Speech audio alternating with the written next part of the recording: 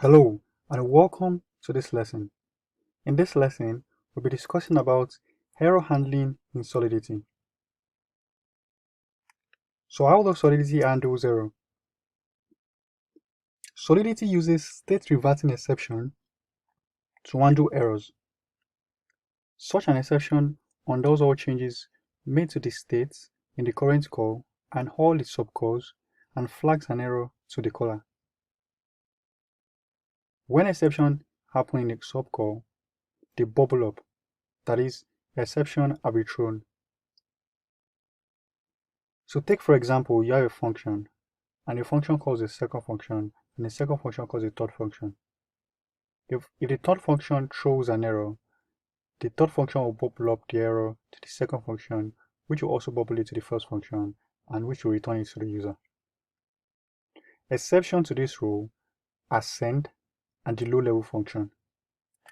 Send is a function for sending ether in a smart contract. Send returns false, and the other low-level functions, such as call, delegate call, and static call, also returns false. So you have to check if it is false. So for example, if you do this, address.send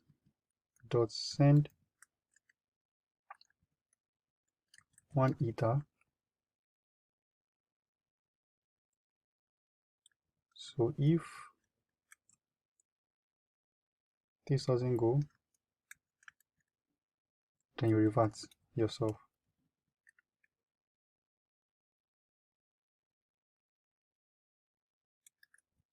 Error code. You can revert from there. Same thing applies to call, delegate call, and static call.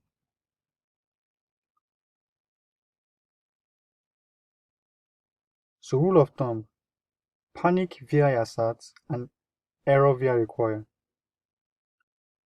Solidity throws exception using the following functions: require, which is used to validate input and condition before execution; revert function, which is another way to trigger exception from within a code block to flag an error and reverse the current call; and assert, which is used to check for code that should never be false. So that's why it says panic via assert and error via require. Anywhere you find yourself using assert, know that you expect that condition to never be false. Once that condition is false, something is really wrong. But you have that assert there as a second safeguard. Says there is a major upgrade in Solidity, or there is something that allows an hacker eventually get away, which would be very, very, very, very weird. Then you want to catch that with assert. Let's take an example of the contract that we have below. Look at this sharer contract. The sharer contract has a function sendHalf. The function sendHalf accepts a payable address, which will be an address that can receive ether. This function is public. It means it can be called externally, it can be called by another contract that derives from this, and it can be called via the address of the smart contract. And it is payable. It means that you can send ether to this function and it returns unsigned integer, which is the balance. Now the first thing that you see that we do here is we use require. Now we said require is used to validate input and condition before execution. Let's see what require says here. Require says that if message.value, which is the amount of ether that is being sent, modulo 2 exponential 18 is equal 0 rather, then it's going to return true and the require is going to pass. But if it returns false, it will say even value required. It means that whatever amount in ether that is going to be sent to this smart contract must be an even value. So now you would notice that I'm using 2 exponential 18 here. That's because Solidity, at least not until version 8, doesn't handle decimal well. because it doesn't handle decimal well, 1 ether is the same as 1 exponential 18, which is 1 plus 18 zeros, like that. So that way, if you do 1 divided by 200, it becomes an exponential. But instead, if you do, when you know that 1 ether represents 1 exponential, I think you 1 0 and then divide by 200, and then outside the Solidity environment, you can convert it back. That's why we have value of we. So we have GUI, and then we have ether. So we is the smallest form of ether, while it's the same thing as having kobo, or same thing as having cent as the smallest value for dollar. So here we take the value balance before transfer. So let's use a real life case. Someone sends 2 ether to this function to send half, right? It checks message of value modulo 2 exponential 18. Now, if 2 ether is sent to this function, it's not going to, the message of value will be 2. The message of value will be 2 exponential 18, which will be 2 with 18 zeros. If it's 3 ether that was sent to this, 3 ETH, same as 3 ether, it will be 3 exponential 18, which is not going to be even, right? Then we have unsigned integer balance before transfer equals address this dot balance. We have 2 ether here, and then we now divide it, address dot transfer message the value divided by 2. So it says send 1 ether to this address. Send 1 ether to the address that sends us the 2 ether right here.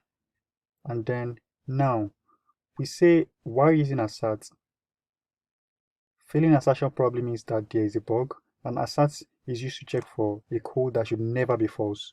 So now we use assert here to check that address this dot balance. Now address this dot balance is referencing to the address of this smart contract, and we are using address dot balance to explicitly convert it to an address. Address this dot balance equal balance before transfer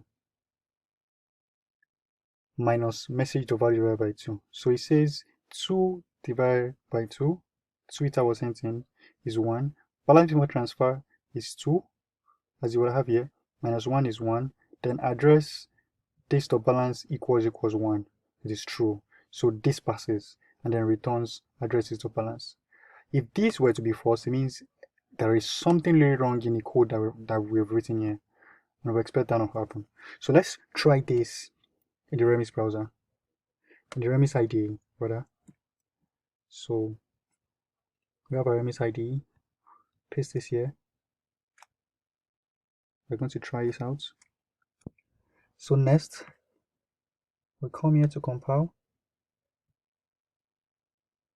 Gives us no error. Then we deploy to our VM. Now this is successfully deployed. So first thing I want us to do is check the balance of this smart contract. When you click on this copy, it copies the contract address. So the good thing about Remis IDE is Remis IDE helps us with EthersJS and Web3.js. Web3.js and EthersJS allows us to connect to the smart contract, to the Ethereum, to Ethereum from our front end, right? In this case, Remis allows us to run JavaScript, and helps us inject EthersJS for those that prefer EthersJS and Web3. While I code smart contracts, I use Web3 while I'm in the console. If I'm using Truffle on the command line, I use Web3. But while I'm building my dApp, while I'm importing the script, I use EthersJS. So we are going to be using Web3 for this. So first is type web3.eth.getAccounts. It provides us with about 15 default accounts that are well funded with 100 ETH. Right, so see 1, 2, 3, 4, 5 multiplied by 3, so that's 15. So this first address is the one I'm sure it's going to be using to deploy our smart contracts. So it would have spent some Ether from here. So let's use this address, this second one. So let's do web3.eth.get balance.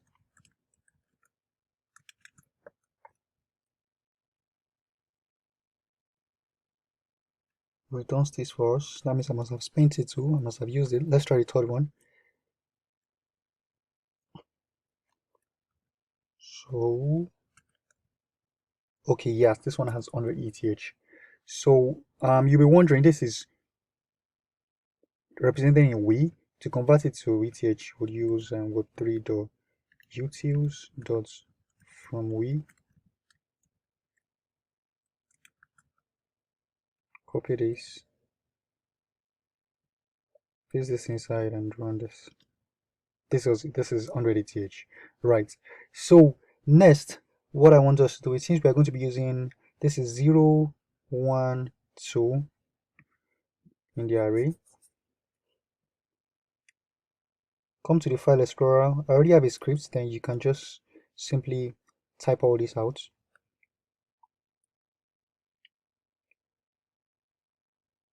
So to start with, we have it's wrapped in an async function so that we can use our weight inside of it. Then also wrapped in a try and catch. So if there's any error here, it locks it down here. So we console.log running scripts, constant contract name, sharer. It's called sharer, yes. And constant constructor arguments. We don't have any constructor arguments, so we don't need to pass anything right here. Artifact paths. Now the artifacts, whenever we compile our smart contracts, it generates artifacts, and it's here. Where is the sharer? So go to share.json. All this are here. It has the API, it has the bytecode, all of that's inside of this, which is going to use. So it needs a path to that. The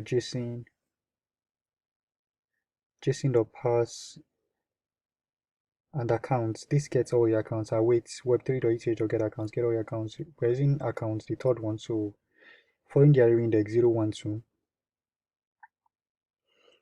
Let's smart contract. So we connect to our smart contract like this. New web3.eth or contract. Then we pass the metadata.api and the address of the smart contract. So to copy the address of smart contract, we come here, we click here, then replace it.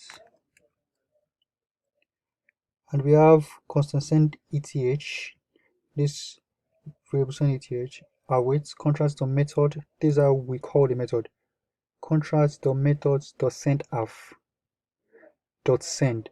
Now we use .send here because this method is going to update the state.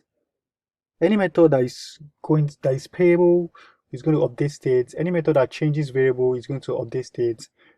If it's a view method, it means that I only read from the state, would just use call.